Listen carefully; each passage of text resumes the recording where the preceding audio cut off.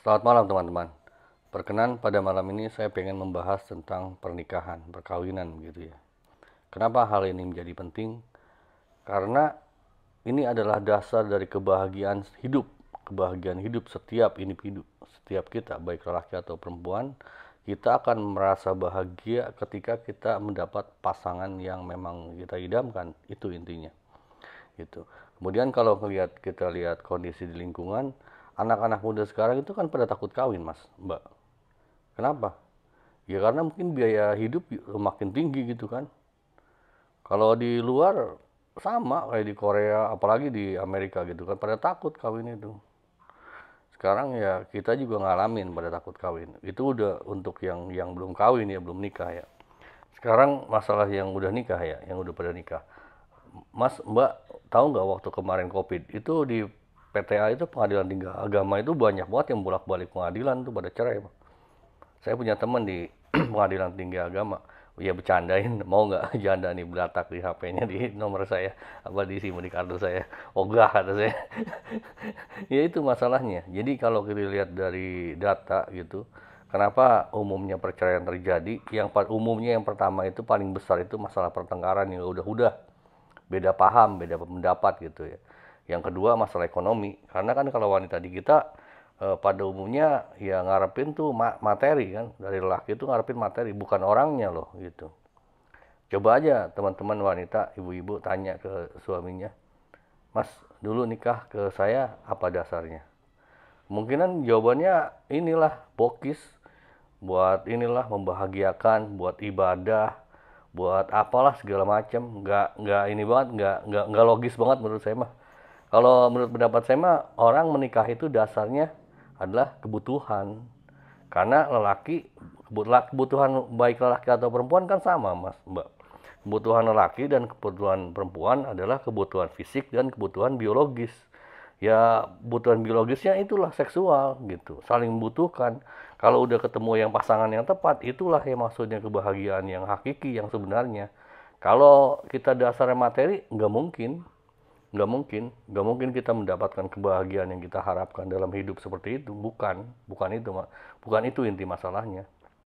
Mungkin teman-teman perlu waktu ya untuk memahami ini karena kebanyakan kita mindsetnya kan pernikahan yang bahagia itu kalau udah punya materi yang berlimpah gitu kan. Ada yang bilang kan jadi sultan dulu baru nikahin saya itu lagu dangdut tuh ya. Ya kira-kira begitulah, cewek ininya kan ke harta gitu.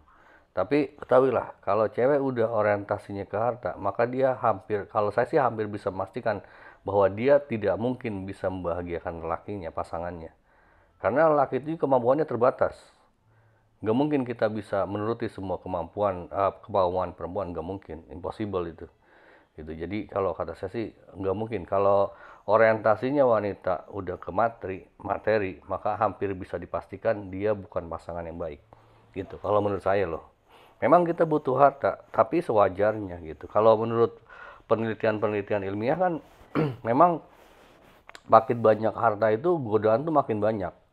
Gitu nih, saya punya cerita. Waktu saya nggak sependapat bahwa harta itu membahagiakan, awalnya lause saya membantah. Dulu saya punya lause di Huang Yang dari Chunghuo dulu. Saya cerita di kelas pada saat pelajaran usai, kata saya bukan harta untuk ukuran kebahagiaan pria dan wanita itu bukan harta. Harta itu secukupnya aja. Si Huang Yang nangis, saya nggak tahu kenapa nangis. Ternyata dia cerita, iya dulu bapak saya sama ibu saya cerai justru ketika kondisi keuangannya berlimpah. Dulu kami itu hidup hidup bahagia, tapi ketika kita bergelimang harta justru keluarga pada berantakan. Itu intinya. Coba teman-teman pahami deh. Enggak, bukan itu kok, bukan harta. Emang mayoritas kebanyakan kita matre, tapi ya bukan itulah yang bikin bahagia itu. Terus kalau ada yang bilang dasarnya ibadah, saya juga nggak sependapat. Tapi ini mah pendapat saya ya. Ya pendapat itu sebagaimana kita tahu dilindungi undang-undang dan konvensi internasional. Kalau pendapat saya mungkin ya pendapat bebas, semaunya saya aja gitu. Ya logikanya begitu, nggak mungkin pernikahan adalah ibadah itu begini. Kalau memang pernikahan itu adalah sebuah ibadah, kawin itu ibadah, ya makin sering kawin makin banyak dong pahalanya. Bener nggak? Makanya kalau saya enggak, saya memandang itu adalah media untuk kita beribadah, bukan ibadahnya itu sendiri, gitu. Nah terus dasar pernikahan itu apa ya tadi yang saya sebutkan tadi kalau buat saya sih gitu. Saya tidak memaksakan teman-teman sependapat, kalau saya salah koreksi aja gitu. Kalau menurut pendapat saya itu dasarnya adalah kebutuhan, kebutuhan, kebutuhan lahir dan batin gitu. Kebutuhan lahir kita kan butuh teman.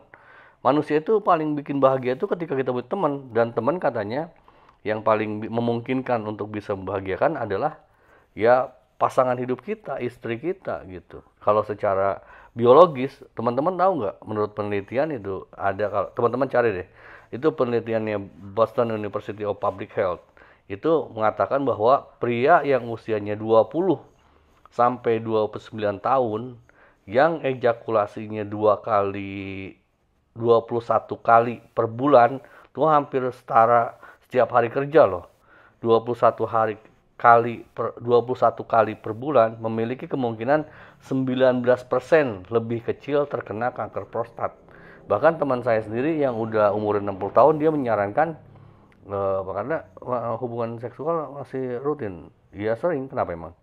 Emang harus begitu, bagusnya begitu katanya. Kalau lebih sering lebih bagus karena lelaki itu memproduksi sperma. Walaupun kalau wanita sama pria beda di ini ya, di momentum ininya, momentum apa namanya, libidonya gitu, umur lagi horny-hornynya itu umur berapa gitu kan. Kalau laki katanya sekitar 18-an kan, 18 sampai 20, 21 kayak gitu. Kalau perempuan tuh beda 10 tahun. Jadi sekitar ya 28 gitu, 8, 30, 31. Kalau saya dulu teman-teman saya yang di banyak preman teman saya ngomong tuh, kalau inian sama cewek paling enak tuh yang udah punya anak satu. Punya anak satu itu kisaran umurnya kan 30 gitu. Dan sebenarnya kalau menurut penelitian ilmiah itu kan umurnya ke lelaki, karena lelaki itu kaitannya dengan ejakulasi gitu ya.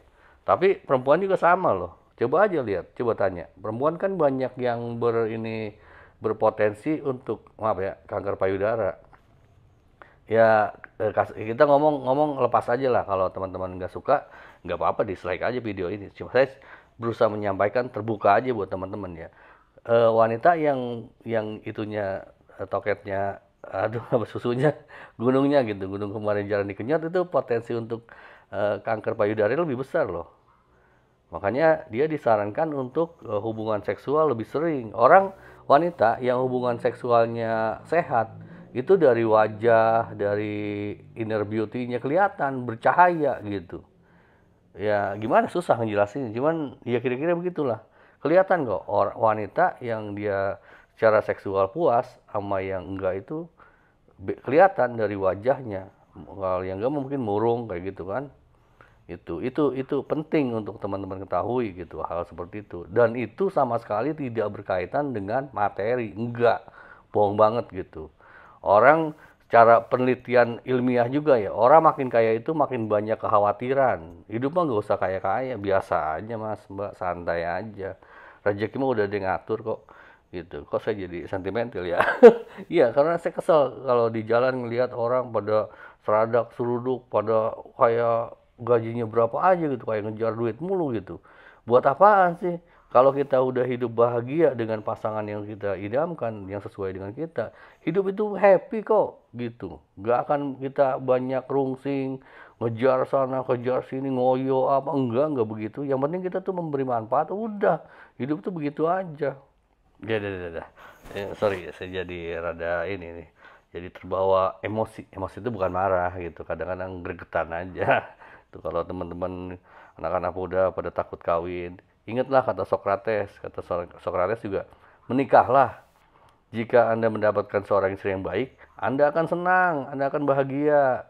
Jika Anda mendapatkan istri yang buruk, ya Anda minimal jadi filsuf, jadi konsultan perkawinan begitu. Ya teman-teman saya kebanyakan coba perhatikan aja teman-teman kita yang duda, yang janda, wah pemikirannya dalam-dalam banget itu, susah banget itu memahaminya, udah kayak filsuf asli. Udah gitu aja, pokoknya jangan takut, yang penting enjoy sama pasangan masing-masing. Dasarnya bukan apa-apa, kalau menurut saya mah dasarnya kebutuhan. Kita saling butuh, saling cinta, saling mendukung, saling kerjasama, itu intinya. Terima kasih, silakan kasih masukan, jaga kesehatan, awesome.